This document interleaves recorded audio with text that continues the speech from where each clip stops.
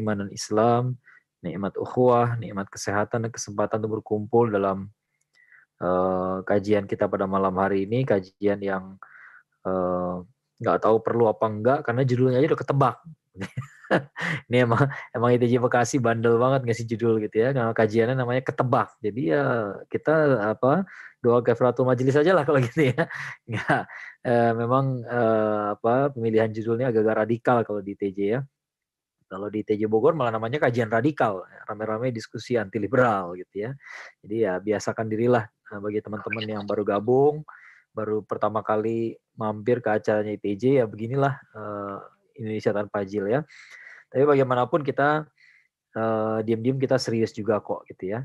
Dan kali ini saya diminta membawakan bahasan yang sudah pernah saya bawakan sebelumnya di Instagram ya secara live dan sampai sekarang juga teman-teman bisa saksikan ya di Instagram TV saya gitu, IGTV ya. Judulnya Logika Perang gitu ya. Recording in progress. Ya. Judulnya Logika Perang dan sekarang juga judulnya Logika Perang. Tapi pastinya ada beberapa hal yang ingin saya sampaikan sekarang ya, yang belum tersampaikan di IG Live kemarin gitu ya. Jadi nggak semuanya berupa pengulangan. Tapi bagaimanapun ada beberapa pengulangan. Jadi kalau teman-teman yang udah menyimak di Instagram, sabar-sabar aja ya. Ada beberapa hal yang diulang perlu didengarkan. Tapi teman-teman yang belum pernah mendengarkan ya mungkin semuanya baru ya. Nah jadi saya memulai ketika saya melihat kasus yang kemarin ini ya, di kemarin ini kan dimulai bukan dari serangan Hamas ke Tel Aviv gitu ya. Itu sebenarnya dimulai dari kerusuhan perampasan tanah di Sheikh Jarrah ya. Kemudian berekskalasi sampai Sheikh Jarrah itu udah berbatasan sama Masjid Al-Aqsa gitu ya. Jadi kenapa ini kasus yang penting sekali? Karena kalau Sheikh Jarrah itu direbut total gitu ya, maka Masjid Al-Aqsa itu tinggal selangkah lagi. Ya kalau teman-teman mau cari petanya gitu ya. Tadi sih saya lihat ada beberapa sih di medsos yang udah ngasih lihat petanya gitu. Sheikh Jarrah itu betul-betul di perbatasan Masjid Al-Aqsa gitu ya. Maka nggak aneh kalau kemudian kerusuhannya pun masuk ke Masjid Al-Aqsa ya. Tapi saya rasa orang-orang Zionis juga di situ cukup kaget juga gitu ya karena melihat ternyata mereka kira orang tepi barat barangkali lebih jinak daripada di Gaza gitu ya. Tapi ternyata begitu menyangkut urusan Masjid Al-Aqsa, apalagi terjadinya di bulan Ramadan, ya mungkin mereka kaget juga begitu melihat ada orang yang tertembak di dalam Masjid Al-Aqsa gitu ya. Yang ada terjadi malah bukan berkurang, malah besoknya bertambah lagi orang ramai di Masjid Al-Aqsa. Dan yang saya tahu mereka di sana bukan hanya sholat 5 waktu, tapi sampai mereka diam di situ terus-terusan ya, semacam itikaf jadinya gitu ya. Dan ini kebetulan terjadinya kemarin itu di akhir Ramadan gitu ya. Jadi mereka barangkali kaget saya rasa shock terapi juga buat Zionis gitu ya. Karena mungkin mereka kira orang tepi barat lebih jinak lah dibanding Gaza gitu ya. Tapi kalau menyangkut Masjid Al-Aqsa rupanya ya orang Palestina ya alhamdulillah tetap galak gitu ya. Tetap galak dan mereka mempertahankan itu. Yang menarik setelah terjadi penodaan terhadap Masjid Al-Aqsa, ternyata yang menembakkan rudal pertama kali justru dari Gaza. Ya, jadi Gaza yang pertama kali menembak ya, dan kita tahu Gaza itu isinya Hamas semua. Ya, ini perlu ditekankan, kadang-kadang orang lupa gitu ya bahwa Hamas itu isinya Hamas semua ya. Nanti saya jelaskan kenapanya gitu. Kenapa apa sih pentingnya kita ingat kasus fakta itu gitu ya.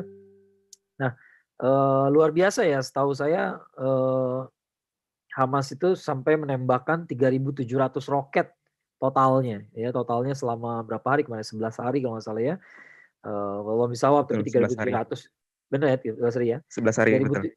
ya 3.700 itu juga ya mungkin itu bagaimanapun luar biasa lah gitu ya.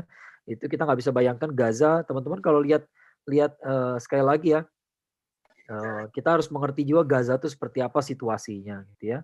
Kalau kita lihat Gaza itu diblokade dari darat sama laut ya. Saya rasa mereka nembakin roket 10 biji aja kita udah salut sebenarnya ya. Tiba-tiba dalam satu malam bisa nembakin 500 roket. Dalam 11 hari bisa 3.700 dan ratusan yang tembus sampai ke Tel Aviv, itu luar biasa gitu ya. Mengingat daerah itu di blokade gitu ya. Kalau nggak diblokade sih masih mending gitu. Ini diblokade dari darat dan laut. Kita nggak tahu dari mana datangnya tuh rudal, kemungkinan besar rudalnya nggak dari luar, ya. Jadi mungkin mereka beli beli roket beberapa biji dari luar, lalu kemudian mereka pelajari, kemudian mereka bikin sendiri. Jadi ternyata riset riset militernya jalan, manufacturing-nya jalan juga, ya. Di tempat yang sedang diblokade, tempat yang teman-teman tahu air itu susah, listrik hanya 2 jam sehari, ya itu dahsyat sekali gitu. Ya itu keren banget gitu ya. Dan ini, menimbulkan reaksi juga dari Tel Aviv ya. Kalau dilihat jumlah korban, lebih banyak orang Palestina korbannya. Ya, tapi seperti biasa dibilang udah bilang kayak kayak biasa ya, sebenarnya keajaiban, tapi rasanya udah kayak biasa aja. Kenapa? Setiap kali di Gaza itu terbunuh ratusan orang, setiap kali itu pula lahir ratusan pula anak bayi yang anak bayi yang baru lahir gitu ya. Itu kayak seolah-olah Allah tuh sedang mempermainkan mereka gitu ya. Kamu bunuh, 300 lahirin 600 gitu ya. Itu pula yang terjadi kemarin gitu. Kita udah kalau saya terus terang ya, ini sebenarnya keajaiban, ini sebenarnya keajaiban nggak bisa kita jelaskan, tapi saking udah biasanya dengar berita kayak gitu jadi ya, oh Gaza ya gitu emang gitu ya. Tiap kali dibom, tiap kali nambah anaknya gitu ya. Nambah aja anaknya nggak tahu gimana caranya pokoknya maunya lahir barengan rame-rame gitu ya. Itu terjadi dan kemudian kalau dilihat secara psikologis, Tel Aviv itu kena banget mentalnya kalau bahasa anak sekarang ya, kena mental gitu ya. Kena mental. Kenapa? Ya beda antara kan ini ya, kalau dulu waktu zamannya Multiply, saya pernah nulis, judul, saya pernah nulis sebuah artikel judulnya Tegangan-regangan, ya. Waktu saya kuliah sipil dulu ada istilahnya namanya stress strain, tegangan-regangan, ya. Jadi baja itu bisa mengalami tekanan yang sama, stres yang sama, tapi regangannya bisa beda-beda. Ya, tergantung bahannya, tergantung bahan-bahan dari baja masing-masing itu, kurva tegangan-regangan itu mainan anak sipil lah, ya. Jadi baja itu tulangan baja gitu ya, dari dengan komposisi yang berbeda, dikasih tegangan yang sama, regangannya bisa beda. Regangan itu berarti dia nambah nambah panjang gitu, melar gitu ya, sampai akhirnya patah. Nah, kemampuan dia menahan tegangan itu bisa beda-beda. Manusia juga persis kayak begitu. Ya, jadi kita nggak bisa mengatakan, oh dia bunuh diri, berarti dia lebih menderita. Nggak mesti gitu ya. Ini ada hubungannya dengan kekuatan jiwanya. Ya. Nah, orang orang Gaza itu ya ya seperti manusia biasa, nangis-nangis kalau anaknya meninggal ya, orang tuanya terbunuh, menangis-nangis juga gitu. Ya. Tapi ini yang dikhawatirkan oleh para analis Barat juga udah pernah menulis soal ini gitu ya. Jadi mereka bilang Israel itu niatnya pengen bikin Gaza sebagai penjara besar. Ya, jadi orang tuh di penjara nggak bisa kemana-mana gitu ya. Tapi mereka pada pada hakikatnya yang terjadi adalah Gaza bukan jadi penjara besar, tapi menjadi barak militer yang besar. Kenapa? Karena semua anak yang lahir di situ jiwanya tuh udah jiwa petarung semua, ya, jiwa petarung semua.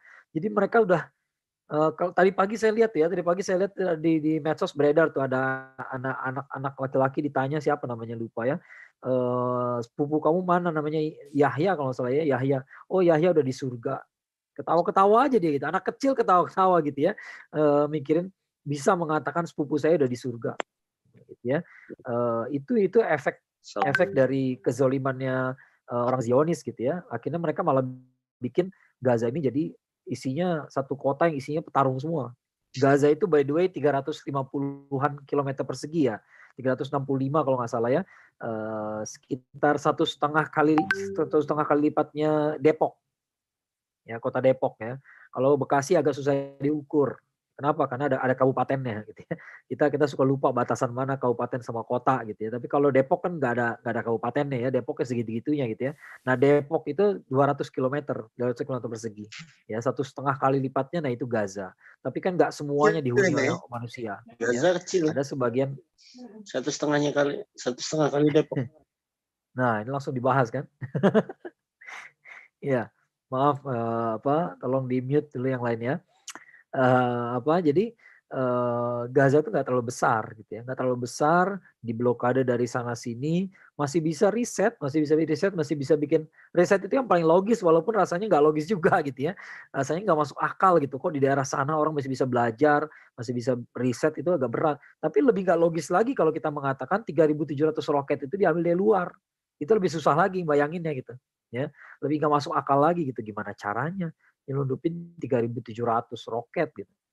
Dan setelah gencatan senjata kemarin kan orang Hamas masih mengatakan, oh ya gencatan senjata, tapi apa,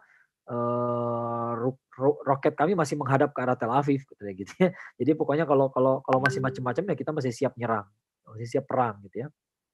Nah, eee, ini yang perkembangan yang luar biasa yang kita saksikan bersama ya. Dan, yang menariknya lagi ketika baru baru mulai terjadi perang gitu ya. Kemarin itu kan ada seperti saya bilang tadi ya, perampasan tanah di Sheikh Jarrah, keributan di Masjid Aqsa, itu belum terjadi perang tuh, belum terjadi perang.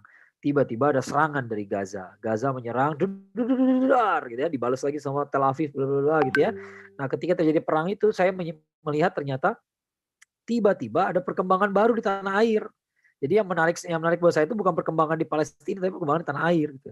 Di tanah air ternyata muncul, mohon maaf kata-kata saya kasar dikit ya, ada muncul cebong spesies baru gitu ya. Ini cebong spesies baru, cebong yang kelihatannya syar'i gitu ya, yang bahasanya syar'i dan kemudian nyerang Hamas gitu. Ya terus terang aja saya levelnya tuh level cebong doang, karena saya belum pernah melihat ada ulamanya. Ulamanya nggak ada. Teman-teman menyadari nggak bahwa semua akun yang jadi patokan mereka itu akun anonim semua. Dan yang nyerang saya juga akun anonim aja gitu ya. Hampir semuanya akun anonim. Ada sih akun yang tidak anonim yang saya pamerkan waktu itu ya, identitasnya gitu ya. Tapi sebagian besar enggak. Sebagian besar itu akun anonim ya. Jadi saya lihatnya ini kelihatannya memprovokasi dari luar juga barangkali gitu ya. Tapi sayangnya banyak juga yang terprovokasi ya. Ada akun-akun yang baru muncul tiba-tiba yang diserang tuh Hamas gitu. Ya tiba-tiba muncul cerita Hamas itu Syiah bla bla bla gitu ya. Sampai tadi kita sempat, ada juga, sampai tadi itu masih ada gitu, sampai hari ini saya masih menemukan tuh, ada flyer yang ditulis gitu ya, tanggapan ulama salaf terhadap Hamas. Saya cuma ketawa aja nih orang, ngaco gitu. Kenapa? Hamas itu baru muncul tahun 87. Gak bakal ada ulama salaf berkomentar soal Hamas. Ulama salaf itu ulama terdahulu. Zamannya tabi'in ya, tabi'in gitu ya. Ulama salaf tuh. Kalau sekarang semuanya namanya ulama khalaf. Ya, ulama baru semua sekarang nih. Ulama zaman sekarang. Dia nggak ngerti bedanya salaf sama salafi. Jadi jelas ini tuh ada provokasi. Ada provokasi tapi konyolnya banyak yang terprovokasi juga. Ya, ini masalah literasi berarti. Ya, orang kan gampang ditipu karena literasinya payah gitu ya. Nah, tiba-tiba sekarang ada isu lagi Hamas, apa namanya, karena memang dari berapa tahun belakangan ini Iran selalu besar-besarkan cerita bahwa mereka bantu Hamas. Ya memang begitu ya. Dan Hamas pun nggak mengingkari bahwa kami itu juga ada kerjasama sama Iran gitu, nggak diingkari sama sekali. Gitu ya.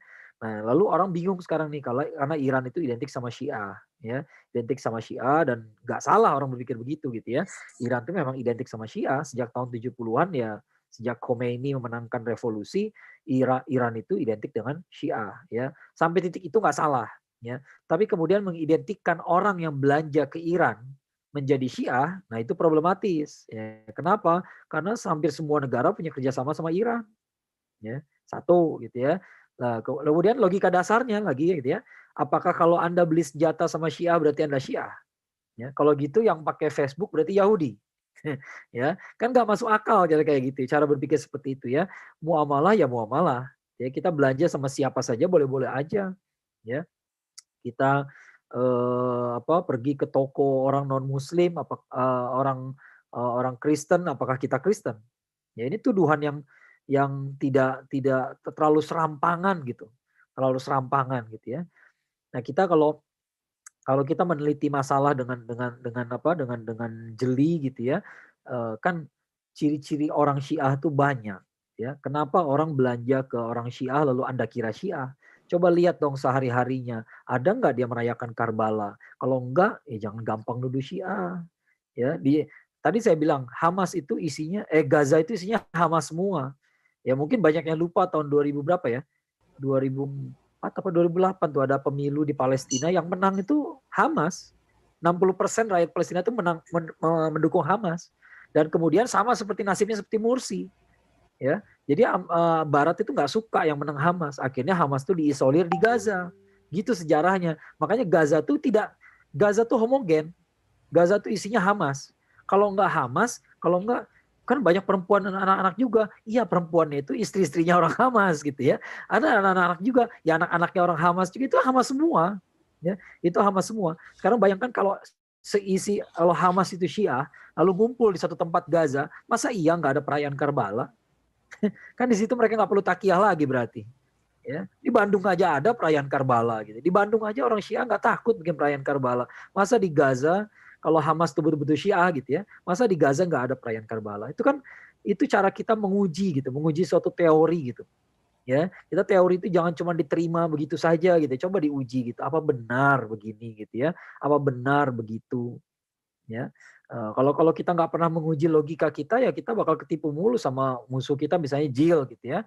Jill orang bilang ngapain ngurusin yang jauh-jauh, urusin aja deket-deket dulu. Kan ngomong kayak begitu orang-orang sekuler gitu ya.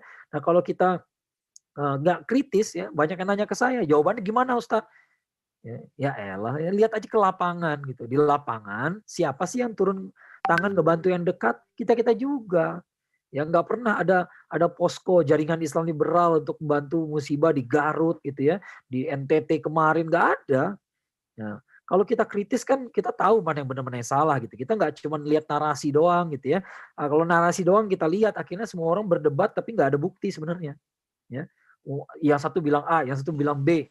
Lalu yang mana Ustadz? Kita bingung aja sendiri.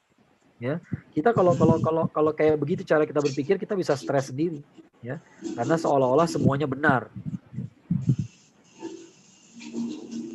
Kan masih ada suara yang masuk nih. Ya, nggak ada lagi. Ya, jadi pernyataan-pernyataan, statement-statement itu, apalagi urusannya sama politik, sama perang gitu ya. Kan kita tahu sendiri perang itu tipu daya. Perang itu tipu daya gitu ya. Jadi nggak bisa semuanya dilihat apa adanya, kata-kata dia begini gitu ya. Lihat di kenyataannya. Ya, kemarin ada yang nanya ke saya di sebuah grup, kenapa sih Iran itu sangat benci sekali sama Israel? Ya, kenapa sih Iran itu sangat benci sama Israel? Kan dia Syiah gitu ya. Katanya nanti alasannya bukan karena Syiah.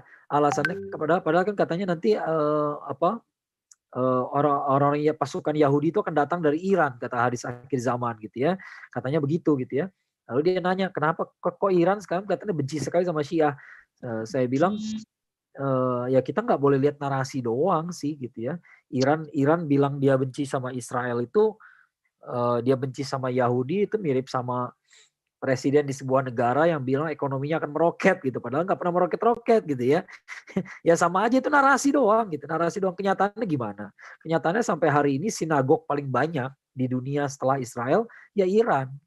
Nah gitu ya. Jadi kita ini nggak boleh ngelihat politik luar negeri, ngelihat masalah perang hanya dengan narasi saja. Anda kira semua orang jujur dalam hal itu? Ya kan konyol gitu ya. Perang itu tipu daya, kita saling memanfaatkan. Apakah Rasulullah SAW ketika mengikat perjanjian dengan Bani Qainuqa, Bani Nadir, Bani Quraizoh, berarti beliau seideologi sama orang Yahudi? Enggak. Apakah Rasulullah SAW tidak tidak punya niat, dulu tuh punya niat berdamai-damai dengan orang Yahudi gitu ya? Makanya dulu ngikat perjanjian? Enggak. Ya ini masalah strategi. Kita baru pindah ke Madinah, masa semua lawan kita sikat pada waktu yang sama? Nggak mungkin. Tenaga kita nggak cukup gitu. Ya, maka ikatlah perjanjian dulu dengan orang-orang sesama penduduk Madinah. Ya, urusan orang-orang Madinah nanti kita beresin satu-satu. Ya, nanti kita beresin satu-satu gitu. Ya, nggak semuanya tiba-tiba baru pindah ke Madinah, langsung besoknya nyerang ke Mekah. Gegabah sekali. Nggak mungkin kayak begitu. Ya, jadi kita lihat Rasulullah SAW sendiri berpolitik nggak kayak gitu. Ya, nggak terus terang aja gitu ya. Ya, nggak haram memanfaatkan bantuan dari orang kafir sekalipun. Rasulullah SAW pulang dari Taif dapat perlindungan dari siapa? Sebelum masuk kota Mekah kan beliau nggak berani nggak mau langsung masuk kota Mekah. Ya, kenapa? Karena orang Quraisy sudah tahu Rasulullah SAW cari perlindungan ke Bani Thaqif. Itu kan pengkhianatan kepada orang Quraisy. Jadi orang Quraisy nggak suka Rasulullah SAW pergi ke Taif. Ya, maka begitu ketahuan maka beliau nggak langsung pulang ke Mekah, cari perlindungan dulu ke siapa? Mut'im bin Adi. Mut'im bin Adi itu orang musyrik yang matinya di perang Uhud masih musyrik juga. Ya, jadi nggak haram sama sekali gitu ya. Ini masalah survival. Masalah survival, perang itu logika. Nih kata masuk logika perang ya. Perang itu masalah survival. Kadang-kadang sesuatu yang diharamkan bisa jadi halal dalam perang. Ya contohnya apa? Ngebunuh orang, nah gitu ya. Lagi perang boleh gitu ya, tadinya nggak boleh. Dasarnya nggak boleh. Ya, tapi begitu perang jadi boleh. Ngebohongin orang tadinya nggak boleh. Lagi perang boleh banget. Bodoh aja kalau kita perang jujur-jujur banget gitu ya. Jujur banget kita ceritain gitu ya. Nih roket saya bikin impor dari Bekasi loh gitu ya. Ya, jalur perdagangannya dari sini ke sini, terowongannya di sini. Ini perang apa gimana gitu ya. Ya kok perang kok cerita-cerita gitu, nggak perlu cerita-cerita. Perang itu tipu daya gitu ya. Perang itu tipu daya. Ya dari zaman dulu pun begitu. Yang tadinya nggak semua yang haram jadi halal tentu saja gitu. Tapi ada hal-hal yang normalnya kita nggak kerjain ya. Nah, tapi sekarang jadi bisa kita kerjakan. Kenapa? Lagi perang. Perang itu perlu survive, kita harus survive ya. Buat buat apa kita ngotot macem-macem kalau akhirnya kita mati semua, nggak bisa, kita harus survive dulu, ya. Survive dulu, kadang-kadang kita harus bersabar dulu dengan, teman kita gitu ya, sesama sesama partner koalisi gitu ya. Kan gitu juga di Madinah, kita sabar-sabar dulu aja sama orang Madinah, sama orang-orang Yahudi di Madinah. Orang Yahudi di Madinah kan dari sejak tahun kedua Hijriah, sejak kita pindah kiblat, mereka udah mencemooh kita. Tapi apakah Rasulullah SAW langsung ambil tindakan begitu aja? Enggak. Udah biarin aja lah dia ngomong apa. Ya kita lihat dulu kalau mereka udah langgar perjanjian baru kita bisa usir. Kan ada justifikasinya. Dan itu diisolir sama Rasulullah SAW. Ya, Bani Nadir masalahnya ini, Bani Qainuqa masalahnya ini, Bani Quraizo masalahnya ini. Maka ketika Bani Qainuqa diusir, yang lain nggak bisa ngebela. Nggak bisa ngebela. Kenapa? Nih salahnya nih. Ini salahnya. Setuju nggak? Setuju nggak salahnya nih? Iya salah. Gitu ya. Ya udah diusir keluar. Satu selesai. Ya nggak langsung tiga-tiganya.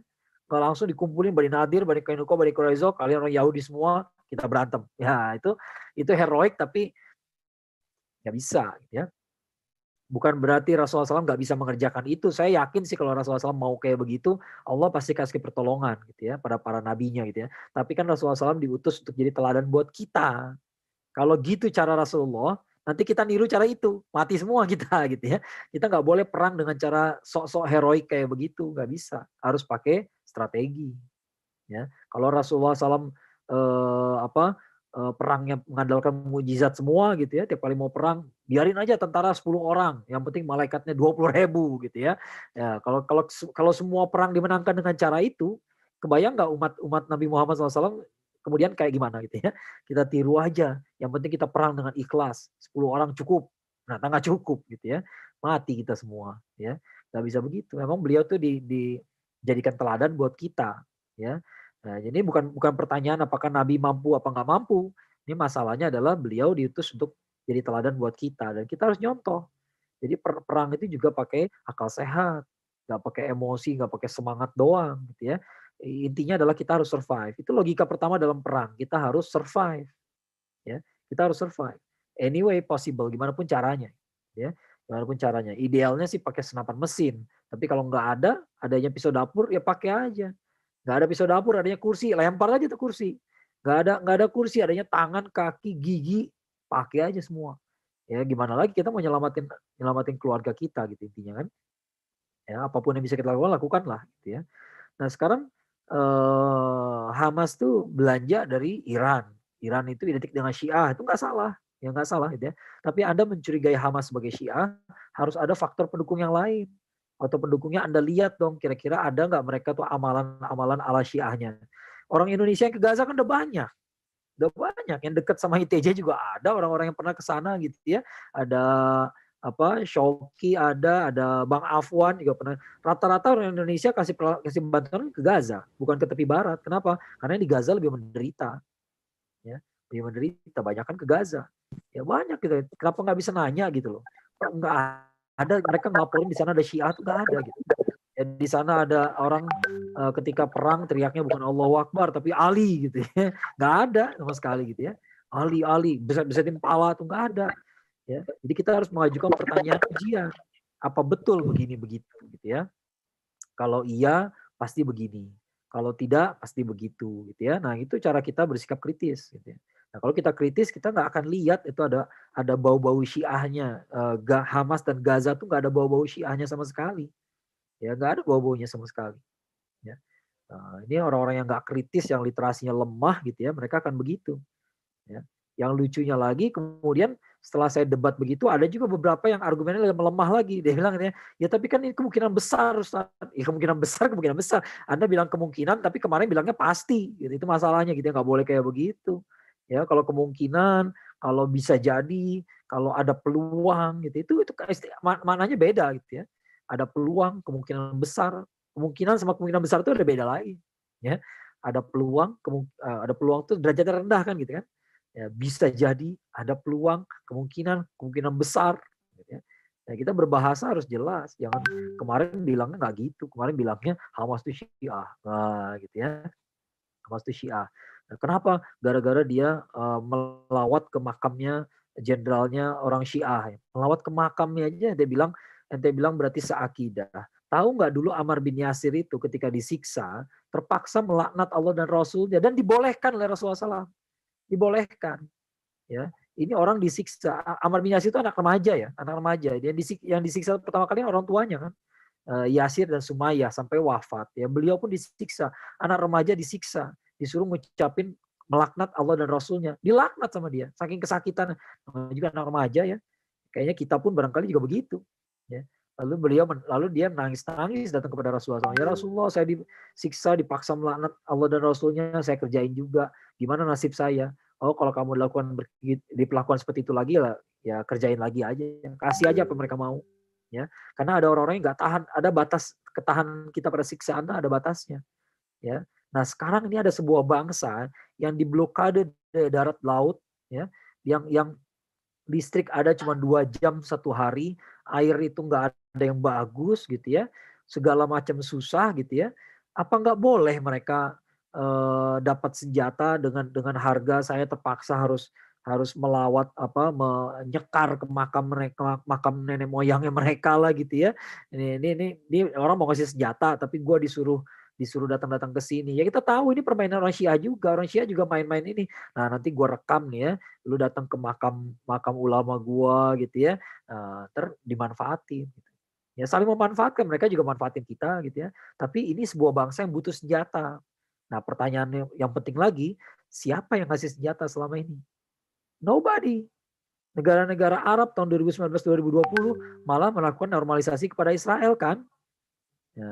Ya, teman-teman jangan lupa itu gitu ya. Kemarin-kemarin itu kita sempat ribut gara-gara kenapa negara-negara Arab malah normalisasi hubungan sama Israel. Nah itu masalahnya.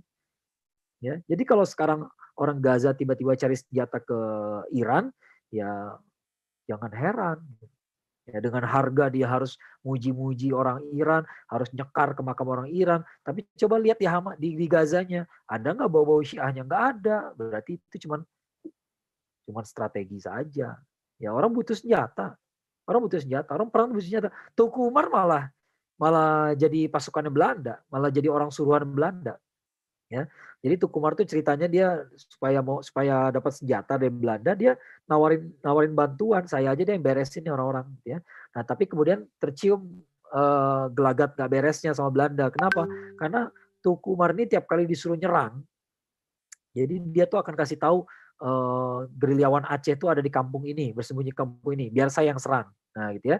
Begitu tuh Umar nyerang suatu desa, itu hampir nggak pernah terjadi pertumpahan darah. Kenapa? Karena selalu gerilyawan yang dicari itu udah nggak ada, udah kabur. Nanti dia laporan ke Belanda, oh ternyata udah kabur. Nanti dia udah tahu saya mau datang. Ya, makanya Belanda kemudian curiga nih, kayaknya tuh dia sendiri yang ngasih tahu. Ya, jadi dia sendiri ngasih tahu lu kabur ya, gue disuruh nyerang lu nih gitu ya. Nah, nanti kalau senjata kita udah banyak, kita serang lagi Belanda, gitu ya. Teuku Umar kayak begitu tuh. Ya, kira-kira kalau kita hidup pada zaman itu, gimana rasanya ngelihat orang Teuku Umar kayak begitu? Ya, jangan kayak orang Indonesia kayak belum pernah perang gitu. Kayak kita kayak nggak tahu aja kita dulu kayak gimana gitu ya. Ya, kalau perlu kita bersiasat ya, kalau udah kepepet ya kita berlagak menjilat pun nggak masalah. Ya, masalahnya siapa yang bikin kita terdesak sekarang? Nah ini yang saya jelaskan kemarin di IGTV, saya mulai dengan cerita sejarah Buton. Ya dulu ada suatu wilayah Buton itu ya, kerajaan Buton itu dianggap sebagai pengkhianat, sampai hari ini nggak punya pahlawan nasional setahu saya. Ya setahu saya belum punya pahlawan nasional. Kenapa? Karena Buton itu walaupun secara tidak formal ya, orang masih menganggap Buton itu pengkhianat. Kenapa Buton pengkhianat? Karena pernah kerjasama sama VOC. Kerjasamanya kerjasama militer lagi. bukan kerjasama ekonomi gitu ya, kerjasama sampai militer. Ya. Nah, Buton itu pernah dapat senjata dari VOC dan nyerang kerajaan Goa. Goa tahu kan, Goa itu terkenal gara-gara ada Sultan Hasanuddin. Ya, tapi ternyata nggak semua Sultan Goa itu seperti Sultan Hasanuddin. Ya, nah Goa ini Muslim. Di situ ada kerajaan Ternate, Tidore, Muslim semua. Ya, Buton juga demikian. Mohon maaf suaranya dimatikan ya. Jadi ini kerajaan Muslim semua, kerajaan Muslim semua. Ya, cuman anehnya dulu ternyata Goa tuh sering menyerang Buton. Ya, Goa sering menyerang Buton. Nah, dosen saya, guru kami, Prof. Susanto Zuhdi di Departemen Ilmu Sejarah UI ya, profesor ini gitu ya. Dulu begitu bikin disertasi, nah ini beliau cerita ke semua mahasiswanya. Nah, kemudian suatu hari saya nemuin bukunya, saya beli langsung gitu ya. Ya bukunya isinya persis sama seperti yang beliau ceritakan di kelas ya. Jadi beliau intinya beliau ingin men-challenge anggapan orang bahwa Buton itu pengkhianat. Walaupun beliau bukan orang Buton gitu ya, beliau orang Jawa ya. Tapi kata beliau, kenapa kita gampang mencap pengkhianat pada Buton? Mengkhianati siapa? Mengkhianati Indonesia. Indonesia belum ada. Ya, kalau Indonesia sudah ada, tapi orang Buton kerja sama Belanda, nah itu pengkhianat tuh. Ya, tapi di Indonesia belum ada. Jadi orang Buton kerja sama VOC itu atas nama Buton. Ya, dia punya kepentingan Buton, dia nggak punya kepentingan Indonesia. Ya, nggak fair menuduh dia sebagai pengkhianat. Setelah diteliti kenapa mereka cari senjata, ternyata gara-gara Goa sering menyerang Buton. Karena Goa berusaha merebut jalur perdagangan sampai ke Ternate Tidore, gitu, sampai ke Maluku gitu ya. Indonesia Timur tuh mau dikuasai jalur perdagangannya sama Goa gitu ya. Walaupun sama-sama Muslim tapi nyerang mereka. Ya, ya seperti saya bilang nggak semua sultannya Goa tuh kayak Sultan Hasanuddin gitu kan. Ada juga yang bandel gitu ya, yang jahat ya. Sama kayak khalifah dalam sejarah Islam juga ada yang macem-macem kan. Itu yang nyiksa Imam Ahmad juga khalifah tapi Mu'tazilah ya. Jadi Mbah Khalifah juga nggak bukan nabi gitu ya. Bukan nabi bahkan bukan ulama gitu ya. Di situ pentingnya ulama ya. Ulama harus menasihati umaro justru ya. Kalau ulama jadi alatnya umaro, nah itu yang cilaka ya. Nah, kembali ke masalah ini, Buton itu kerja sama VOC gara-gara dijepit sama Goa gitu ya. Nah, apa salah mereka? Kalau kita sebagai Raja Buton, kita jadi Raja Buton gitu ya, rakyat Goa butuh selamat. Siapa yang ngasih senjata? Lawan Goa siapa? Sesama Muslim. Yang nyerang Goa orang Muslim. Yang ngasih senjata siapa? Yang nawarin senjata siapa? Orang Belanda. Belanda itu kebanyakan ya Protestan gitu ya. Protestan. Ya. Salah nggak kalau dia habis senjata dari Protestan? Dia nggak pernah pindah agama. Nggak pernah keluar dari Islamnya. Ya. Dan ketika dia memerangi saudaranya yang Muslim, itu gara-gara saudaranya memerangi dia duluan. Nah gitu ya. Nah sekarang kondisi Palestina gimana? Ya kalau menurut saya agak-agak mirip tuh dengan masalah Buton. Masalah Buton tuh kenapa Buton cari senjata ke orang Syiah? Ya karena orang Ahlus Sunnah kagak ada yang jual senjata ke dia. Malah ketika dulu Hamas menang pemilu, di kudeta, diisolir mereka di Gaza, negara-negara apa ngapain? Bela nggak? Enggak. Ya, tidak, itu masalahnya gitu. Nah ini saya lihat nih sekarang nih yang cebong-cebong jenis baru, spesies baru ini, kayaknya memang tugas mereka yang membela negara-negara Arab ini. Kayaknya negara Arab ini insecure sama masalah Hamas gitu ya. Karena Hamas membuktikan mampu memberikan serangan yang dahsyat sekali. Padahal mereka diisolir. Kalau menurut saya itu membuktikan apa? Membuktikan Palestina sebenarnya bisa merdeka. Bisa merdeka. Ya, kalau kita ikhlas membantu, kalau negara-negara Arab membantu, nggak ada alasan nggak bisa merdeka. Bayangin dari Gazanya doang bisa nembakin 3.700 rudal. Ya, roket, 3.700 roket. Satu malam bisa 500 kali dia nembakin. Ya, itu baru dari Gazanya. Pertanyaannya, dari Mesir bisa nembak berapa ya? Bisa, saya nanya bisa nembak berapa? Bukan maunya. Ya, kalau maunya jelas nggak mau. Ya, jelas tidak mau. Ya, buktinya Mursi yang buka perbatasan melalui kudeta juga di Mesir kan. Inilah, jadi Hamas ini ya, tindakan Hamas kemarin saya rasa telah membongkar kebobrokan dunia Islam sekarang. Membongkar bahwa orang Hamas itu sebenarnya bisa survive. Bukan orang Hamas, orang Palestina itu bisa survive, sanggup. Ya, sanggup, butuh bantuan, butuh dibantu sedikit. Ya, tapi sanggup. Ini saya juga lagi baca buku juga nih. Ya, tapi baru mulai baca bukunya ya. Judulnya Self Criticism After the Defeat 1967 ya. Penulisnya namanya Sadiq Al-Azm. Sadiq Al-Azm ini kelahiran dari Suriah, ya. Jadi beliau menulis tentang kekalahan negara-negara Arab dalam perang 6 hari di tahun 67. Ya. Nah, inilah pentingnya sejarah, ya. Sejarah itu kenapa sih kita belajar sejarah? Karena kita tahu kejadian dalam dalam di alam semesta ini nggak pernah berdiri sendiri gitu. Ya, misalnya Anda mau bahas proklamasi kemerdekaan Indonesia tahun 45. Anda nggak bisa mengatakan saja, oh proklamasi kemerdekaan ini karena perjuangan bangsa kita. Benar nggak tahun 45 kita merdeka karena perjuangan saja? Berjuangan dalam arti kita melawan Belanda gitu. Udah jelas-jelas tahun 45 itu yang ada di Indonesia bukan Belanda, Jepang. Ya, jadi kita nggak fair kalau kita katakan itu karena kekuatan kita sendiri. Kita harus bahas bahwa di situ kita memanfaatkan momen juga. Kenapa tahun 45? Karena tahun 45 itu Jepang dibom atom. Jepang masih ada di Indonesia tapi sudah kolaps kekuatannya. Ya, jadi kita punya keuntungan di situ. Jepang juga bisa ngusir Belanda, kenapa? Karena Belanda habis sama Jerman. Jadi kampung halamannya orang Belanda tuh hancur sama Jerman. Maka tentara-tentara dia di Indonesia juga kolaps. Ya, tiba-tiba datang Jepang, disikat, selesai. Ya, makanya Belanda dengan mudah terusir sama Jepang. Ya, makanya bangsa Indonesia tadinya bangga dan senang dengan kedatangan Jepang. Tiba-tiba Jepang juga kayak gitu, ya. Nah, tiba-tiba Jepang kolaps. Begitu Jepang kolaps, Belanda belum datang, sekutu belum datang, kita manfaatin momen. Itulah saatnya kita proklamasi kemerdekaan. Jadi 1945 itu ada alasannya. Nah, sekarang kita bicara masalah Palestina kemarin itu lanjutan dari masalah-masalah sebelumnya. Lanjutan dari masalah sebelumnya. Masalah termasuk tahun 67. Ya, tahun 67 itu kita harus tahu Arab itu negara-negara Arab itu termasuk Mesir gitu ya. Mereka menyerang Israel dan mereka kalah. Tapi kalahnya itu terus terang saya nggak bisa bahas terlalu mendalam ya karena belum begitu memahami sejarah ini. Tapi ini kesimpulan yang sudah diterima oleh publik sebenarnya gitu, oleh para sejarawan gitu ya. Negara Arab tuh kalah bukan karena Israel kuat, tapi karena negara Arab mundur satu persatu.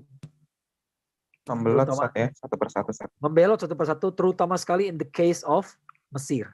Egypt. Ya, itu pengkhianatan jahat sekali. Ya, jadi mujahidin dikirim ke sana, tiba-tiba senjatanya baru nyusul, senjatanya ternyata ada yang berkarat, ada yang nggak ada pelurunya. Ya, kemudian tiba-tiba yang ada di medan perang tinggal relawan-relawan saja. Di situ ceritanya makanya banyak syuhada dari Al-Ikhwanul Muslimin, karena itu relawan, itu bukan tentara negara. Ya, tentara negaranya mundur. Gila nggak? Ya. Nah, sebenarnya ini sudah mengekspos kebobrokan dunia Islam. Ya. Nah, saya rasa negara-negara Arab sekarang sedang insecure sama kenyataan ini. Makanya tiba-tiba semua yang menyerang Hamas, ujung-ujungnya apa? Besar-besarkan negara-negara Arab. Ya.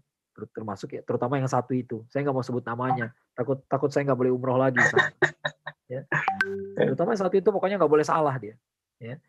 Tiba-tiba ada orang bilang, ya kan mungkin aja negara-negara Arab sudah ngasih senjata di belakang layar. Itu baru mungkin. Kaidah dalam fikih, sesuatu yang pasti nggak boleh digeser sama yang mungkin. Ya, contohnya ini kita sholat nih, kita lupa rakaat berapa sekarang ya? 3 apa 4? Tanya ke diri sendiri, yang pasti berapa? Yang pasti 3 udah beres. Yang pasti udah 3. Oh berarti 3 atau 4 ya. Yang pasti rakaat kedua udah, karena tadi udah tasyahud awal. Ya udah berarti anggap aja ini ketiga. Gitu caranya gitu ya.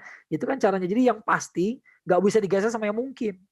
Sekarang negara-negara Arab mungkin nggak ngasih senjata, mungkin aja di belakang layar gitu ya. Tapi itu baru mungkin. Yang udah pasti adalah Gaza kepepet. Itu yang pasti gitu ya. Jangan yang pasti, yang mungkin ini Anda anggap lebih pasti daripada yang pasti. Gaza kepepet itu udah pasti. Ya, udah pasti. Maka Gaza boleh cari senjata ke siapa aja, itu udah pasti. Ya, bahwa negara Arab ternyata ada yang bantu di belakang layar, alhamdulillah kalau benar. Tapi kalau benar, ya, dan kita nggak boleh mengutamakan yang mungkin dari yang pasti. Ya, fikihnya dari mana? Ya, siapa yang ngajarin manhaj begitu gitu ya? Itu bukan manhaj. Jadi kalau nggak ada kaidahnya bukan manhaj namanya. Itu namanya serampangan, berpikir tanpa kaidah. Ya, nggak boleh kita berpikir kayak begitu. Ya. Itulah logika perang ya, kayak Buton tadi gitu ya. Kalau idealnya sih kita nggak boleh lah perang dengan sesama muslim gitu ya. Buton memerangi Goa itu nggak boleh. ya dalam keadaan normal. Tapi dia diserang dan Goa tuh kerajaan besar, sementara Buton tuh anak kecil gitu istilahnya gitu ya. Ya dia kepepet. Ya, yang bawa senjata siapa? Belanda. Terus gimana dong? Ya, ya gimana dong? Ya, kayak gitu. Ya. Nah, sekarang kondisinya yang jual senjata orang Syiah itu udah pasti. Sementara orang Arab jual senjata itu baru mungkin. Gaza kepepet itu sudah pasti. Ya. Kita bicara yang pasti-pasti aja kalau gitu. Ya, kita bicara yang pasti-pasti aja. Kalau menurut saya ini kemarin ini yang terlihat adalah kebobrokan dunia Islam. Ya, terlihat sekali. Dan kebobrokan dunia Islam itu baru bukan sekarang aja baru kelihatan. Makanya kajian sejarah itu penting karena sejarah itu isinya nggak manis-manis terus. Yang pahit-pahit itu perlu dipelajari. Ya, makanya saya suka terganggu ketika orang bahas-bahas kegemilangan Daulah Abbasiyah. Ya, kok kegemilangannya doang, yang hancurnya nggak dijelasin. Ya, yang hancur-hancurnya masa nggak dijelasin. Itu Salahuddin Al-Ayyubi itu kisah kebobrokan Daulah Abbasiyah. Ya, kenapa? Karena Al-Quds direbut pasukan salib tahun 1099 Masehi, direbut kembali oleh Salahuddin Ayyubi 89 tahun kemudian. Jadi ketika Al-Quds direbut pasukan salib, Salahuddin itu belum lahir. Ya, ketika penaklukan Al-Quds itu kan Salahuddin usia 40 tahun. Ya, sementara jaraknya adalah 89 tahun. Jadi masih 49 tahun baru lahir Salahuddin. Ya. Sekian lama, ya, sekian lama itu apa sih yang diperbuat? Ya, ngapain aja kekhalifahan pada saat itu? Ya, ngapain aja mereka? Ya, khalifahnya ada di Baghdad. Ya, kekuatannya besar. Secara teknologi sangat bagus loh, orang Islam waktu itu sangat sangat maju teknologi kita. Teknologi perang kita jauh lebih maju. Ya. Nah, sementara yang direbut hanya Al-Quds doang. Si pasukan salib itu nggak bisa merebut Suriah loh. Itu kok Salahuddin Al-Ayyubi itu dari Suriah. Dia bukan bawa pasukan kekhalifahan dari Baghdad. Beliau hanya meneruskan inisiatif dari Nuruddin Zenki. Dan Nuruddin Zenki hanya mewarisi semangat inisiatif dari bapaknya Imaduddin Zenki. Imaduddin Zenki itu pernah diminta khalifah di Baghdad untuk ngeberesin masalah pemberontakan. Ya. Tapi Imaduddin Zenki itu kecewa. Begitu dia beresin memberontak di Baghdad, ternyata khalifahnya sama hancurnya. Jadi Imaduddin Zenki itu tersinggung, kesel juga gitu ya. Ya ngapain gue capek-capek bela orang kayak begini. Maka akhirnya Imaduddin Zenki balik ke Suriah, lalu dia fokus pada daerahnya sendiri. Nah itu keyakinan itu dia wariskan kepada anaknya, urusin aja Suriah daerah kita dan kita fokus ngebebasin Masjid Al-Aqsa. Diwariskan kepada anaknya Nuruddin Zenki. Nuruddin Zenki mulai bergerak menyatukan Suriah, kemudian dia gempur Mesir, dia gempur Al-Quds. Ya, belum selesai operasinya ternyata Nuruddin Zenki sudah mati syahid ya, digantikan oleh Salahuddin Al-Ayyubi. Qadarullah Salahuddin lah yang berhasil menyelesaikan PR-nya gitu. Jadi Salahuddin juga nggak kerja sendiri, ya beliau juga nerusin kerjanya. Tapi yang pasti sekali lagi Salahuddin itu orang Kurdi. Salahuddin orang suku Kurdi, dia membawa pasukan dari Suriah, dari Syam lah minimal gitu ya, Syam ya, dan tidak dari kekhalifahan, tidak dari seluruh kekhalifahan. Jadi ternyata ada masa-masanya di mana khalifah itu jadi sumber masalahnya. Ya, 89 tahun itu gara-gara khalifah nggak berbuat apa-apa. Ya, gara-gara kalau bahasa sekarang nggak ada khalifah gitu ya. Kalau bahasa sekarang adalah karena dunia Islam tuh bobrok gitu. Intinya begitu. Ya. Kebobrokan itulah. Nah, kita kalau belajar sejarah mau yang manis-manisnya doang, akibatnya kita nggak introspeksi diri. Ya, kita merasa yang salah nih musuh. Ya musuh jelas salah lah. Kalau Anda yakin Anda ahlul hak, maka lawan kita ya pasti ahlul batil. Pasti orang jahat gitu ya. Ya kita tahu musuh kita orang jahat. Ya, apa yang perlu dibahas di situ, nggak ada yang perlu dibahas. Masalahnya adalah kenapa kita kalah. Ya, kalahnya karena mereka pinter banget, ya, atau karena kitanya yang nggak beres gitu ya. Nah, sebenarnya ini kalau menurut saya ya kita harus terima kenyataan dunia Islam kayak begitu. Ya. Nah, lalu nggak ada harapan, nggak juga. Justru karena dengan sekarang perkembangan yang kayak begini kan akhirnya kita banyak yang menyadari kan, banyak yang menyadari kenapa kayak begini ya, kenapa kayak begitu ya. Berarti mudah-mudahan di masa depan kebobrokan ini akan berhenti. Ya, orang bahkan bosen juga, ya, maka capek juga dengan kondisi dunia Islam kayak begini-gini aja. Kok Palestina digituin, kerja kita cuma mengutuk aja. Emang lu siapa, emaknya Malin Kundang? Ya, sekali kutuk jadi batu gitu ya. Itu kan emaknya Malin Kundang bisa mengutuk anaknya doang gitu ya. Emang kalau ibu punya privilege sama anaknya gitu ya. Tapi kalau sama tentara musuh nggak punya. Kalau kalau seorang ibu bisa mengutuk tentara musuh ya kutuk aja tuh Israel jadi batu semua. Kan nyatanya kan enggak. Ya, nyatanya enggak. Ini memang harus dihadapi dengan perang, dengan strategi yang matang gitu ya. Nah, kita lupa bahwa ini perang, ya. Nah, sekarang nanti ada lagi kalau yang ini dari kalangan orang sekuler ya, bukan bukan cebong-cebong spesies baru kayak tadi gitu ya. Ini cebong-cebong klasik lah gitu ya. Yang klasik, yang standar, yang sekuler gitu ya. Mereka bilang apa? Oh, ini gara-gara Hamas nyerang duluan. Ya, gara-gara Hamas nyerang duluan, maka kemudian nyerang duluan, maka terjadi bentrokan lagi gitu ya. Anda lupa bahwa ini perang. Perang itu bukan dimulai dari 11 hari awal Syawal kemarin, bukan. Bukan dari akhir Ramadan kemarin. Perang itu dari tahun 19 ya, 19, kalau dari berdirinya Israel 1948. Kalau dimulai dari dikuasainya Palestina sama Inggris 1917. Ya. Jadi udah 104 tahun yang lalu, ya. Konyol kalau ditambah sama negara-negara 1967 Sat. 19 67 Sat. Iya, kalau kalahnya negara Arab 1967. Kalau berdirinya negara Israel 48. Kalau dari Palestina dijadiin bancakan sama Inggris itu 1917. Ya, lama sekali gitu. Jadi salah kalau kita bilang ini kemarin tuh gara-gara Hamas. Bukan kemarin perangnya, coy. Kemarin itu adalah battle, ya. The battle, ya. Itu battle yang kemarin itu kita nyebutnya apa ya? Battle of 2021 misalnya gitu ya. Itu dimulainya tanggal sekian, ya. Tapi itu satu pertempuran.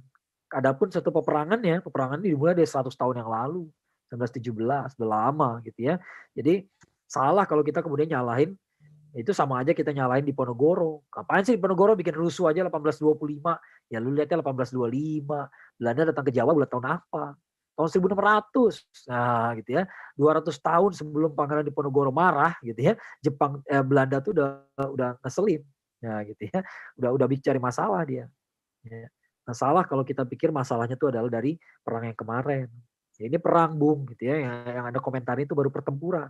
Satu pertempuran dari peperangan yang sangat panjang. Ya. Ada logika-logika yang salah lagi. Ini gara-gara Hamas nyerang ke Tel Aviv nyerang ke ke Gaza, akibatnya banyak warga sipil berjatuhan korbannya. Yang komentar kayak begitu, nggak ada orang Gaza. Semuanya orang-orang spekulan-spekulan di Indonesia gitu ya. Orang Indonesia yang kerasa lebih ngerti daripada orang Gazanya. Orang Gazanya sendiri nggak pernah mengeluh. Ya tadi kalau hari ini yang banyak beredar video apa?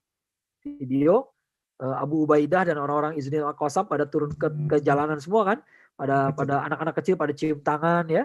Ya, teman-teman pada follow nggak? Harus pada follow ya. Mulai sekarang harus mulai pada follow, cari akun-akun yang memberitakan tentang Palestina ya. Karena rekomendasi Sat, Sihab Agensi Sat. Nah, siapa agensi itu terkenal Instagram juga tuh ya. Instagram itu ya. Banyak yang pokoknya saya tahu dalam sehari ini Abu Ubaidah tuh juru bicaranya ya, itu bukan nama asli juga. Ya. Juru bicaranya Hamas gitu ya. Izzuddin Al-Qassam kan punya Hamas juga gitu kan. Jadi dia turun ke lapangan, dia dengan muka tertutup seperti biasa. Izzuddin Al-Qassam tuh nggak ada yang tahu siapa. Ya, caranya tahu siapa Izzuddin Al-Qassam itu adalah mati syahid dulu gitu ya. Begitu mati syahid baru muncul spanduknya. Emang benar. Jadi orang Izzuddin Al-Qassam itu baru terkenal kalau mati syahid.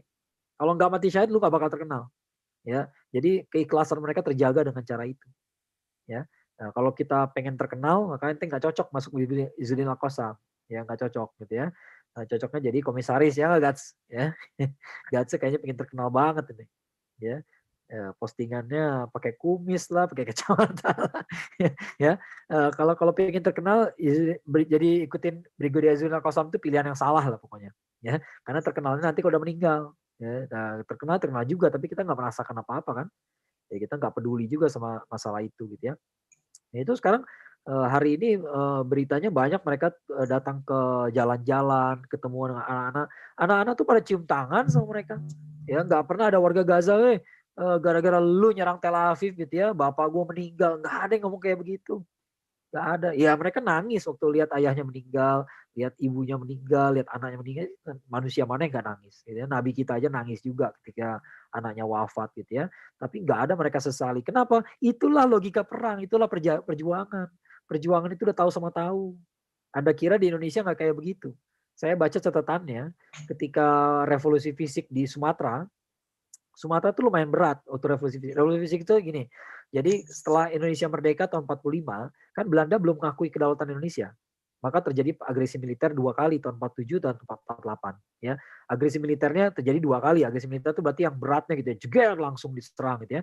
Tapi sebenarnya perang terjadi tiap hari ya, tiap hari.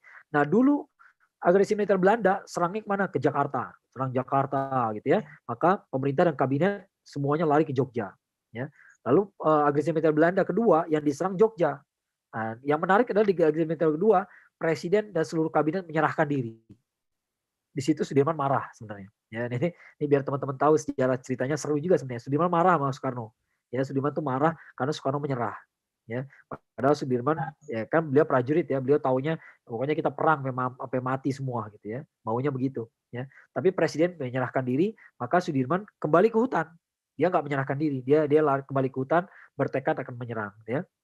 Nah, tapi ternyata sebelum Soekarno ditangkap, beliau sudah ngeluarin surat mandat untuk pemerintah darurat Republik Indonesia.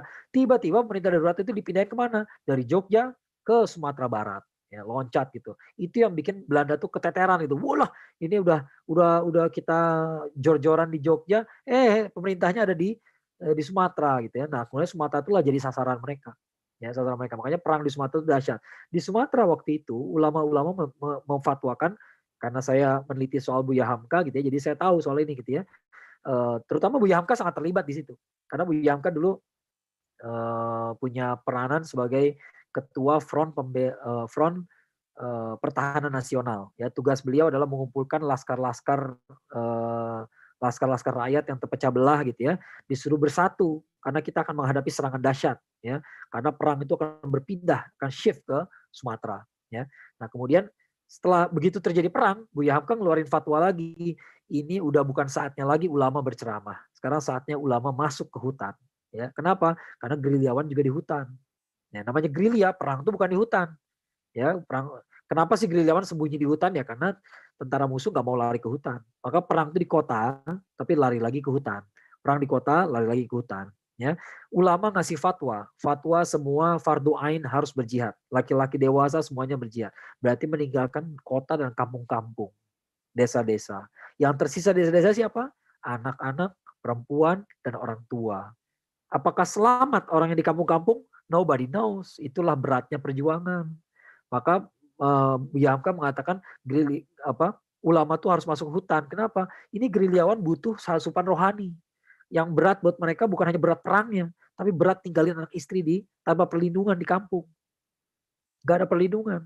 Gak bisa bawa mereka ke hutan itu susah. Ya. Tapi kalau mereka dibiarkan di desa, ya maka banyak desa-desa jadi korban. Mereka dimortir sama Belanda. Ya, itu resiko yang semua sudah tahu. Pejuangnya sudah tahu, anak istrinya pun sudah tahu. Itulah resiko perjuangan. Makanya saya sebel lihat orang Indonesia sekarang berlagak kayak nggak tahu perjuangan gitu. Kayak nggak tahu logika perang gitu saya bilang gitu ya. Kayak nggak tahu logika perang aja. Dulu nenek moyang kita kan ngalamin kayak begitu bos gitu ya. Dulu kan kakek kita berjuang, nenek kita ditinggal di kampung-kampung. Dan banyak di antara mereka jadi korban mortir, dibunuhin, dikumpulin sama orang Belanda, tembakin, gitu. Ya namanya musuh kita orang jahat. Musuh kita orang jahat. Ya, nggak kayak Hamas kasih pengumuman dulu kan, kita mau nembakin ke arah sini supaya orang sipil menghindar. Ya, nah, kalau musuh kita nggak kayak begitu, sengaja dia cari tempat sipil, sekolah dia bom kalau perlu, rumah sakit dia bom. Itulah musuh kita. Ya musuh kita orang jahat. Ya, jadi kematian warga sipil itu menyedihkan, tapi itu resiko yang sudah diketahui bersama. Itu maksud saya gitu ya, sudah diketahui bersama. Dan orang-orang Gaza tuh gak ada yang protes. Ya coba cari, ada nggak videonya gitu ya, anak-anak kecil nangis gitu, bapak saya meninggal gara-gara Hamas nih, berhenti kenapa sih? Udahlah kita jadi orang Israel aja lah daripada perang kayak begini. Ada nggak ngomong kayak gitu? Kagak, kagak. Yang ada kalau ditanya mau jadi apa? Jadi mujahid. Malah anak-anaknya malah kagum sama orang-orang Hamas, sama orang Izzuddin Al-Qassam gitu ya. Jadi inilah logika perang yang kayaknya dilupakan orang gitu. Dan yang terakhir adalah orang bertanya ke saya, jadi solusinya apa Ustadz soal Palestina ini? Kalau Anda tahu bahwa ini masalahnya masalah penjajahan, solusi penjajahan cuma satu. Apa? Penjajahnya pergi. Itu aja gitu. Emang ada solusi lain? Ada yang bilang ke saya, solusinya bagi dua aja, 50-50. Tanah Israel sama tanah Palestina. Oh telat lo ngomongnya kayak begitu. Kenapa? Sekarang udah 90-10. Sekarang udah 90-10. Ngomongnya dari dulu kayak 50-50. Emang mau tuh Israel disuruh mundur? Gak mau. Ya emang harus perang. Ya, ada lagi yang bilang lagi, oh kalau diusir nanti chaos dong. Chaos itu ya resikonya sudah kita ketahui bersama. Ya, kemarin narasumbernya Deddy Corbuzier mencela-mencela juga kan, begitu ditanya, jawabannya apa? Ya ini kan udah lama mas, kasusnya udah lama, dari tahun 48, ya bukan sejarawan saya bilang, ngomong dari tahun 48, 48 itu berdiri Israel. Udah saya bilang, masalah Palestina itu sejak diambil sama Inggris, gara-gara Daulah Utsmaniyah kalah di Perang Dunia Pertama, itu 1917, bukan 1948 masalahnya. Ya. Lagian kalaupun 48 itu baru 70-an tahun dari sekarang. 70-an tahun, baru kita lewat 70 tahun, Anda sudah kehilangan semangat buat merdeka. Cemen banget. Indonesia berapa lama dijajah? 300 tahun. Tapi gak kehilangan cita-cita merdeka kita. Begitu ada kesempatan, langsung kita ambil kesempatan itu. Pokoknya kita harus merdeka. Ya. Dulu bangsa Indonesia kayak begitu loh. Ya, 300 tahun dijajah, gak hilang. Cita-cita merdeka tuh gak hilang. Sekarang kita suruh orang Palestina, udahlah pasrah aja lah, bagi dua aja lah, damai aja lah, two state solutions aja lah. Kok orang Indonesia jadi cemen begini ya? Kayak kita gak dijajah aja dulu gitu. Kayak kita gak dijajah, kita kan dulu dijajah juga. Kita kondisinya sama kayak mereka. Ya, makanya saya sedih sekali ngelihat cebong-cebong yang sekuler maupun yang syar'i ini gitu ya, seolah-olah kayak nggak ngerti, nggak lupa bahwa kita ini bangsa macam apa. Kita juga kayak gitu loh dulu, ya. Tapi dulu setelah 300 tahun dijajah, kita nggak ada yang mengatakan, udahlah jadi Hindia Belanda aja, apain sih capek-capek perang gitu. Nggak ada ya. Kalau ada yang ngomong kayak gitu, kita protes, ya. Tapi kenapa ya? Barangkali generasi sekarang udah kebanyakan TikTok barangkali gitu ya, jadi udah lupa gitu. Udah lupa namanya berjuang gitu ya. Memang kemerdekaan itu suatu yang mahal, yang harganya tembusannya mahal. Ya, tembusannya mahal sekali ya. Kadang-kadang dibayar dengan harga mahal gitu ya. Makanya nenek moyang kita kan selalu bilang gitu, orang bangsa Indonesia itu cinta damai tapi lebih cinta kemerdekaan. Ya. Nah, kita pengen damai, tapi kalau situ nggak mau damai ya lu jual gue beli. Ya, gitu bahasa bahasa nenek moyang kita ya, lu jual gue beli. Ya, tapi lu jual dulu gitu ya. Kalau lu jual gue beli. Ya. Nah, kalau kita mau damai-damai aja ya udah, nggak usah jual beli gitu ya, santai-santai aja lah kita. Ya. Tapi kita lebih suka kebenaran, kita lebih suka kemerdekaan.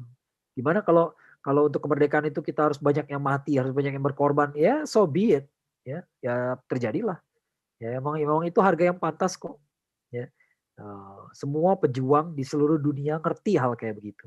Makanya kemarin di GTV saya mengatakan ini kelompok-kelompok yang protes sama Hamas, kelompok-kelompok yang nggak tahu rasa berjuang, yang nggak tahu perjuangan, yang nggak pernah berjuang, itu masalahnya. Jadi mereka dengan gampang saja mengatakan udah hijrah aja, tinggalin aja kampung halaman. Dulu Nabi juga disiksa, kemudian hijrah. Ya, hijrah itu Nabi itu hijrah dari Mekah karena nggak ada pertolongan dari tempat lain.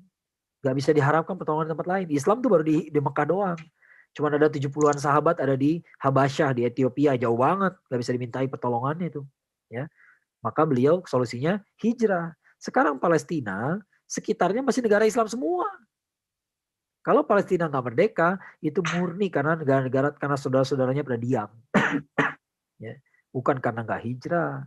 Ya. Makanya yang kegampangan ngasih fatwa harus hijrah. Itu konyol sekali saya bilang. Gak cocok sama Sirah Nabawiyah. Nabi dulu hijrah ya karena gak ada yang bisa bantu. Komunitas ini harus selamat. Dakwahnya harus selamat. Melarikan diri lah kita. Kalau kepepet-pepet banget kayak Ashabul Kahfi sekalian. Ya, melarikan diri aja, selamatkan akidah, lari ke gua sekalian. Boleh. Kalau kondisinya kayak begitu. Kalau kondisinya kayak Indonesia, kita cari gua, ya konyol. Lu pengecut aja sebenarnya.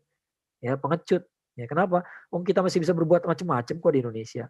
Kita masih bisa ngomong, masih bisa bikin IG live, masih bisa bikin kajian. Tapi tiba-tiba kita ambil solusi Ashabul Kahfi, itu pengecut namanya. Ya, bukan kajian fikih, enggak ada fikihnya itu. Ya, enggak ada fikihnya sama sekali. Ya, enggak ada pendalaman masalahnya seperti apa gitu ya. Nah, sekali lagi saya katakan yang dilakukan oleh Gaza kemarin itu berhasil mengekspos bobroknya dunia Islam kalau menurut saya. Ya. Kenapa ya? Karena sebenarnya Palestina ini mampu loh merdeka. Tinggal kita bantu sedikit aja, kita bantu aja. Kalau orang Indonesia bisa bantu apa? Kita dengan antara kita sama Palestina terpisah Samudra Hindia dan Laut Merah. Kejauhan. Kita kirim senjata pakai apa? Pakai kapal. Sampai ke Laut Hindia, dibom sama orang India kan pro Israel gitu ya nggak bisa gitu ya. Terus kita harus nyeberangin Laut Merah masuk ke terusan Suez, orang Mesir yang menguasai Suez pro sama Israel, ya pusing lah kita ya. Susah kalau di Indonesia kirim senjata nggak bisa, ya kita emang mainannya uang. Ya kita bisa kirim uang, nanti uang itu begitu nyampe sana bisa berubah jadi apa, jadi gandum, bisa jadi makanan, bisa jadi semen, bisa jadi kayu, bisa jadi baja yang bisa mereka butuhkan buat bangun rumah gitu ya, whatever lah gitu ya, bisa jadi obat-obatan gitu nanti berubah di situ ya. Ya itulah yang bisa kita kerjain ya. Lalu yang urusan yang tugasnya perang siapa? Tugasnya perang itu sekitar situ. Ya nggak mungkin kirim dari Indonesia tuh nggak mungkin, tidak visible lah gitu ya, tidak visible. Kita kirim tentara dari Indonesia naik kapal laut, nyampe sana tentaranya udah capek, ya capek di kapal laut ya, mau perang gimana gitu ya, pada mabuk laut gitu ya misalnya, yang galang kalau mabuk laut ya, tapi capek juga naik kapal laut ke sana gitu ya. Naik pesawat bisa dibom selesai, lebih gampang lagi nembaknya itu ya, nggak nggak visible ya. Yang harusnya masih bantuan berupa jihad ya, jihad apa, jihad kital gitu ya, itu negara-negara sekitarnya ya, bukan negara yang jauh kayak Indonesia. Ya Indonesia kita alhamdulillah kalau dari rakyatnya kita sudah bangga dengan rakyat Indonesia. Eh, Kemarin saya ngisi kajian di sebuah perusahaan itu cerita apa, moderatornya cerita mereka galang dana beberapa hari saja terkumpul dari pegawai-pegawainya loh, dari pegawai ini, pegawai-pegawai kan orang-orang yang butuh uang juga gitu ya, kerja juga sehari-hari, mereka butuh butuh makan buat anak istri, buat sekolahnya gitu ya. Tapi ternyata mereka bisa menyisihkan dapat 149 juta dalam berapa hari doang. Itu kantor loh itu, kantor satu perusahaan gitu maksudnya gitu ya, satu perusahaan doang. Ya bisa kita bayangkan kalau seluruh warga Indonesia bisa berbuat apa gitu ya. Makanya saya sebenarnya nggak terlalu heran banget gitu Indonesia bisa ngumpulin, Ustadz Hidayat bisa ngumpulin 30 M, ini bisa dapat sekian M gitu ya. Ya perusahaan yang isinya pegawai aja bisa ngumpulin duit segitu kok, 149 juta dalam waktu beberapa hari doang, 2 hari kalau nggak salah ya. Mereka bisa kumpulin segitu gitu ya. Nah itu kalau menurut saya udah bagus ya, ada sumbangsi dari bangsa Indonesia gitu ya. Walaupun kita ada perkembangan yang perlu kita cermati juga. Perkembangan apa? Yaitu tadi kemunculan cebong spesies baru gitu ya. Karena ini akan melemahkan dukungan bangsa Indonesia kepada Palestina. Yang pro Zionis terus terang juga udah mulai belagu gitu ya. Udah mulai nekat ngomong gitu. Dulu nggak ada yang berani bela Palestina, tuh nggak ada yang berani. Paling dia simpen dalam hatinya aja. Ya saya tahu pasti ada yang bela Zionis hatinya, tapi nggak ada yang berani. Ya kalau sekarang udah mulai ngomong. Ya bahkan sampai komedian aja mulai ngomong juga gitu ya. Komedian udah berani bahas-bahas masalah Palestina. Ini perang politik atau perang agama gitu ya. Maksud Anda apa gitu? Perang agama itu kita jangan mau terlibat dalam pertanyaan kayak begitu ya. Ya ini pertanyaan berasal dari logika yang salah dari orang sekuler. Orang sekuler ngelihat perang itu jangan dibawa-bawa ke agama. Kalau kita jangankan agama, kita buang air aja aturan agama kita banyak kita bawa. Ya, masuk toilet ada doanya, kakinya kaki kiri dulu yang masuk, ya, sampai ke dalam buka pakaiannya dari kiri dulu baru kanan, ya. Kemudian kita buang air tidak boleh menghadap kiblat atau membelakangi kiblat gitu ya. Itu aturan agama semua. Setelah itu kita beristinja, istinjanya pakai air, itu aturan agama. Air macam apa itu juga kajian fikih juga. Ya, baru kita keluar, kita pakai pakaian kita lagi dari kanan dulu baru kiri, kemudian kita keluar kaki kanan dulu, ya. Itu berapa banyak aturan agama kita bawa ke toilet doang, ya. Sekarang bagaimana kita nggak bawa aturan agama dalam berperang, ya.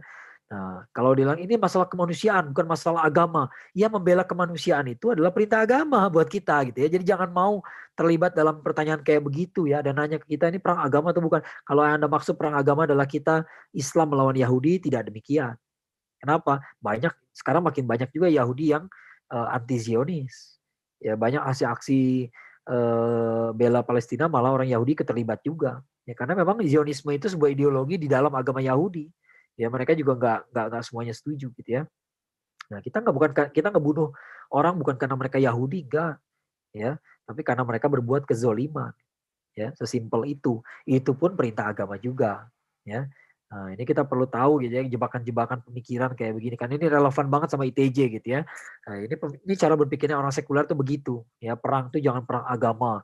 Padahal buat kita kalau kata Buya Hamka nih dulu ya, orang yang sekarang yang dulu yang bilang dirinya nasionalis, yang bilang dirinya sekuler, yang bilang dia Pancasila harga mati, NKRI harga mati gitu ya.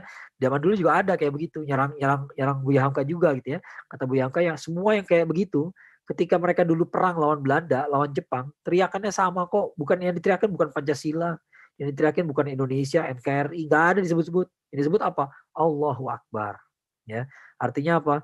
Ya, namanya orang Islam kalau perang ya pakai nama Allah. Ya nggak mungkin sebut nama yang lain. Ya, kenapa? Perang itu bisa mati. Buat apa ente mati buat yang lain? Ya, nanti setelah mati ketemu siapa? Ketemu Allah gitu ya. Jadi buat apa nyebut nama yang lain? Ya, ketika perang itu, makanya kalau orang Barat punya ungkapan ini ya, there are no atheists in war. Ya, ketika perang tuh nggak ada ateis. Ketika perang semua orang pasti ingat sama Tuhannya. Kenapa? Karena dekat dengan kematian. Ya kalau orang ateis sekalipun kalau udah mau mati mah ingat Tuhan juga gitu. Ya Tuhan ya akan teriak-teriak juga dia minta ampun gitu ya, atau menyesali gitu ya. Nah teman-teman itulah beberapa logika perang, sekali lagi insya Allah lebih lengkap daripada yang di Instagram ya, karena ini juga perkembangan dari apa yang saya dengar gitu ya, ada argumen-argumen kayak tadi ya, eh, apa gara-gara Hamas jadi banyak korban sipil Palestina. Nah itu dia nggak ngerti logika perang gitu ya. Kemudian ada yang mengatakan udah damai aja, masalahnya udah lama kok dari tahun 48. 48 tuh belum lama. 48 belum lama. Belanda datang ke Indonesia 1600-an. Dan udah bikin kacau di Indonesia tahun 1600-an. Dan tahun 1945 kita masih minta merdeka kok. Ya belum lupa kita rasanya merdeka walaupun udah 300 tahun dijajah. Kita nggak lupa. Anda kira orang Palestina lupa rasanya merdeka? Baru 70 tahun. Kalau dihitung dari 1917 baru 100 tahun. Ya belum lama. Ya mereka masih tahu rasanya merdeka. Ya bahkan secara hakikatnya jiwa mereka masih merdeka kok. Gitu ya. Jadi jangan suruh mereka memendam cita-cita merdeka tadi gitu ya. Nah ini beberapa logika perang yang dilupakan ya oleh banyak orang gitu ya. Mungkin karena generasi kita udah lama nggak tahu rasanya berjuang ya. Nah, tapi insya Allah seperti saya bilang tadi kita nggak punya alasan buat pesimis ya. Semua perkembangan ini barangkali bisa membuat umat Muslim menjadi bangkit sekarang nih kan. Ya, mudah-mudahan ini kalau kita pelajari bersama, kita perjuangkan bersama, mudah-mudahan berubah. Fadol saya kembalikan kepada Ah Yogi. Fadol.